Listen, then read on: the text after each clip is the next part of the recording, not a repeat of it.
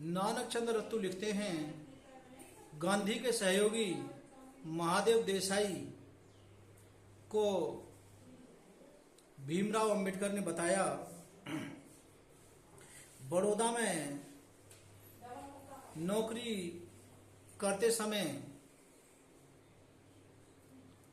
मुझे मकान की व्यवस्था नहीं हो पा रही थी, तो मैं पंडित आत्माराम के पास पहुंचा। आत्माराम ने मुझे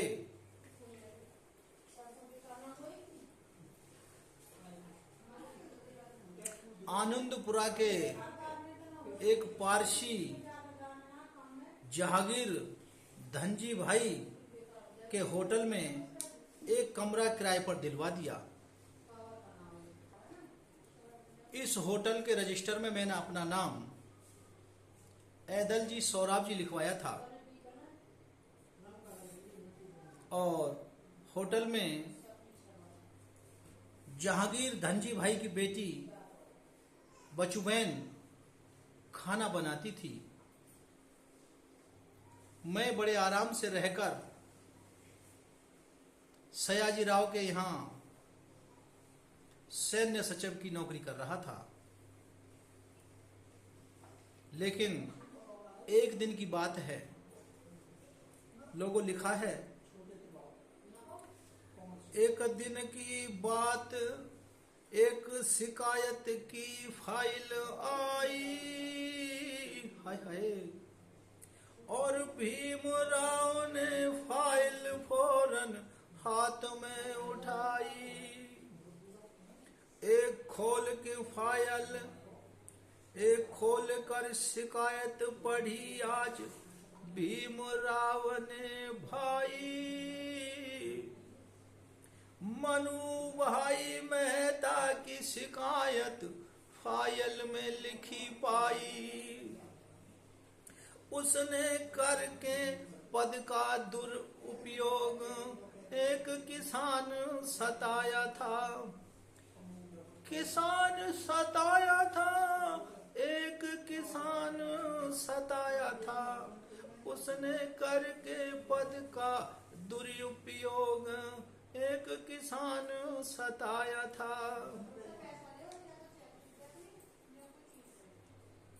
ये मनु भाई मेहता वही व्यक्ति है कि जब भीमराव ने अपनी छात्रवृत्ति की समय अवधि बढ़ाने के लिए सयाजी राव को चिट्ठी लिखी थी और सयाजी राव ने 1 साल छात्रवृत्ति की समय अवधि बढ़ाई हुई थी। एक आधिकारिक लेटर जारी किया था, लेकिन उस लेटर को मनु भाई मेहता ने दबा लिया और बाद में उसे भेजा। लेकिन परेशान होकर के भीमराव लंदन से वापस भारत को आ गए और जब वो भारत में लंदन हाउस पहुंचे तो वो लेटर उन्हें लंदन हाउस मिल गया। भीमराव को बहुत दुख हुआ, लेकिन तब तक वो देश में वापस आ चुके थे।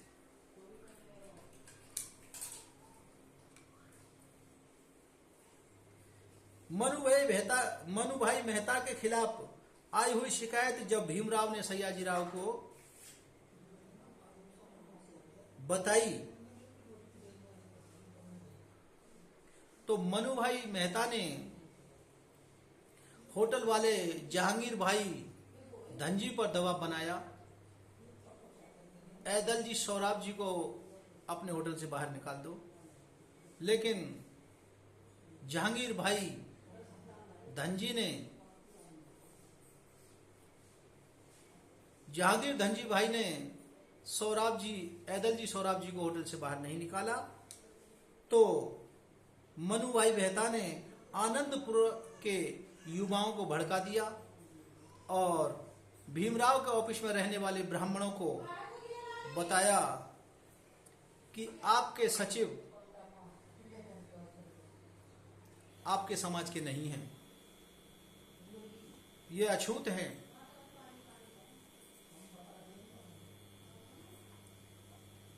एक दिन सुबह सुबह 10-15 युवा लाठी लेकर ऐदल जी सौराब जी को धमकाने लगे और कहने लगे तुम होटल का छोड़कर चले जाओ वरना हम आपकी हत्या कर देंगे।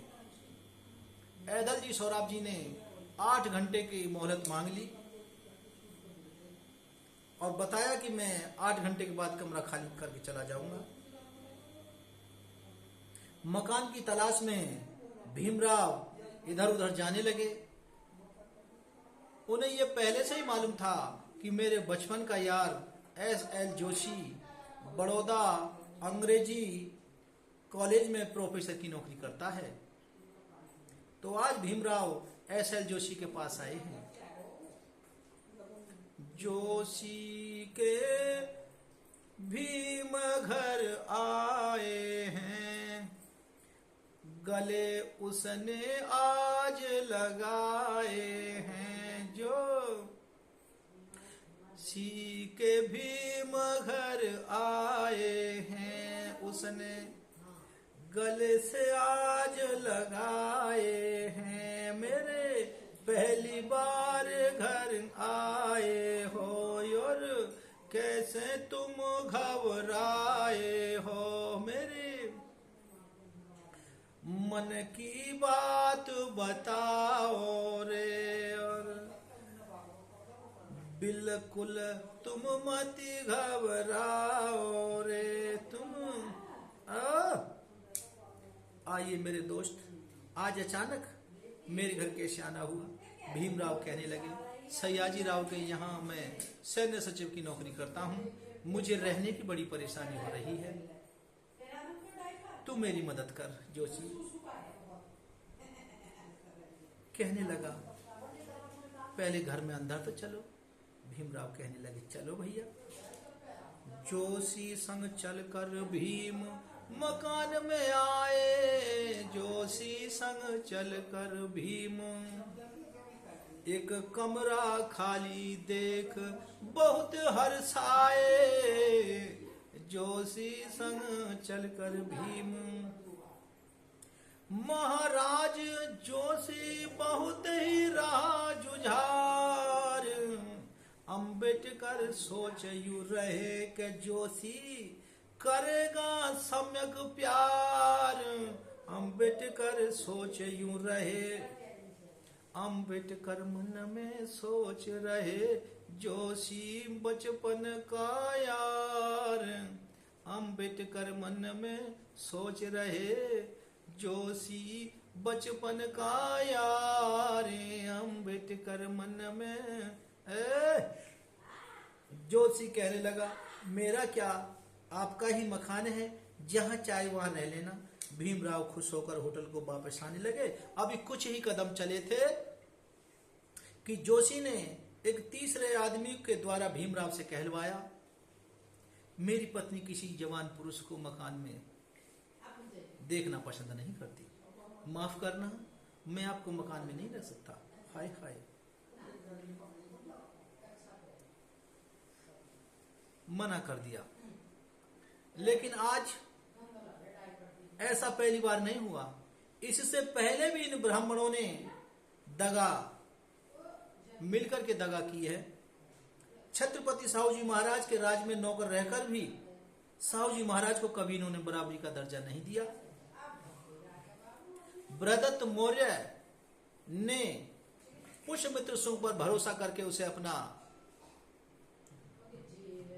सेना अध्यक्ष बना दिया, लेकिन पुष्यमित्र सुंग ने छल कपट से बृहदत्त मौर्य की हत्या कर दी।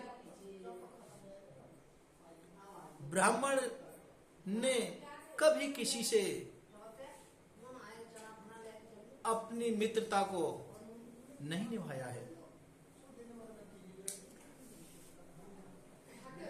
वफादारी के वादा करके वो गद्दार निकले, वफादारी के वादा करके वो गद्दार निकले। दुश्मन दुश्मन होते हैं, हमारे तो यार निकले। लोगों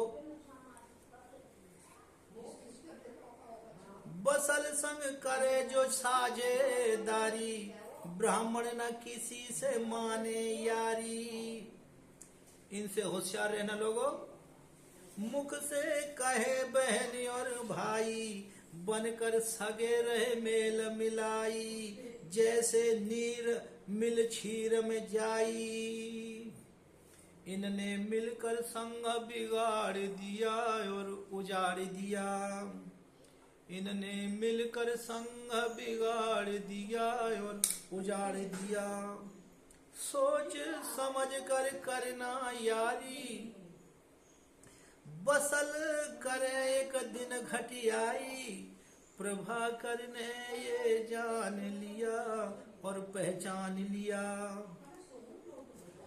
प्रभाकर ने ये जान लिया और पहचान लिया। लहसुन की गांठ कपूर नीर में बार 50 धोए मंगाई। केसर की पुट संग धरी और चंदन वृक्ष की छाह सुखाई। मोगर माही लपेट धरी, तब बास सुवास गंग नहीं जाई। ऐसे ही वर्ण की शरण गहो, प्रभाकर चैन मिलेगा नहीं। इन पर कभी न करे भरोसा, इन्होंने छल और झूठ परोसा। याद रखना, छल की पिटारी है। इन्होंने ये देश बिगाड़ दिया और उजाड़ दिया।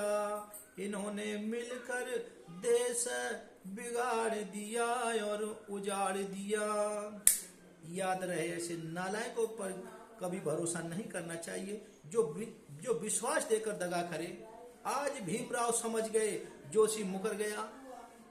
लेकिन समझ तो वो पहले ही गए थे, लेकिन वो तो आजमा रहे थे।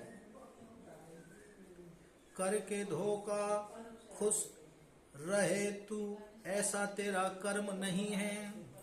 करके धोखा खुश रहे तू, ऐसा तेरा कर्म नहीं है। मुझे तो दुख हुआ पर तुझे भी कुछ शर्म नहीं है। मित्र समान कुमित्र पे करे नहीं विश्वास। मित्र सहायक भ्रात सम हो कोई अपने पास। इस बात को सुनकर भीमराव बहुत उदास हुए और हताश होकर होटल से अपना सामान उठाकर शाम को ही चल दिए। 1 नवंबर 1917 को भीमराव बड़ौदा से मुंबई अपने वापस आ गए और घर पहुंचकर अगले ही दिन उनकी सौतेली मां जीजाबाई तत्व विलीन हो गई। हाँ बंधुओं, याद रखना,